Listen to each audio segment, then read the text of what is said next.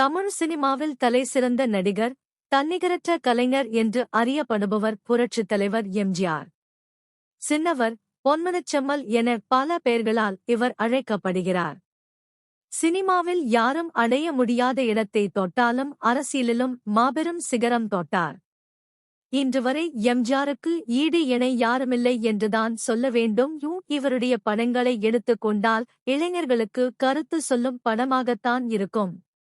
அது மட்டுமில்லாமல் தன் படங்களில் புகை, மது என எதையும் காட்ட விரும்ப மாட்டார் எம்ஜிஆர். அவரும் அந்த மாதிரியான கேரக்டர்களில் இதுவரை நடித்ததில்லை.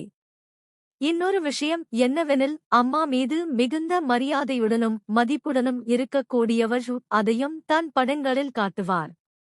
பெரும்பாலும் அம்மா சென்டிமெண்டாகவேதான் இவருடைய படங்கள் இருக்கும். பாடல்களை பொறுத்தவரைக்கும் இவர் ஒப்புதல் இல்லாமல் எந்த ஒரு பாடலும் வெளியாகாது.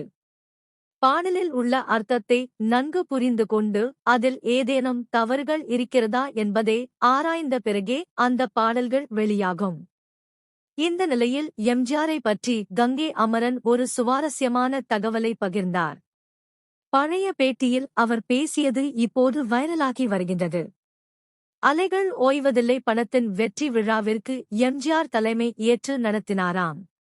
அந்த விழாவை கங்கை அமரன்தான் தொகுத்து வழங்கினாராம். அது மட்டுமில்லாமல் பாவலர் கிரியேஷன்ஸ் தான் அந்த படத்தை தயாரித்தார்கள். கங்கை அமரனை பொறுத்தவரைக்கும் பாடலாசிரியராகவும் பாடகராகவும் தயாரிப்பாளராகவும் இயக்குநராகவும் என பன்முக கலைஞராக இருப்பவர். அந்த விழாவில் எம்ஜிஆர் கங்கை அமரனை உலக மகா கவிஞன் என கிண்டலடித்தாராம். அதற்கு காரணம் அலைகள் ஓய்வதில்லை படத்தில் அமைந்த வாடி ஏன் கப்பக்கிழங்கே பாடலை எழுதியது கங்கை அமரன்.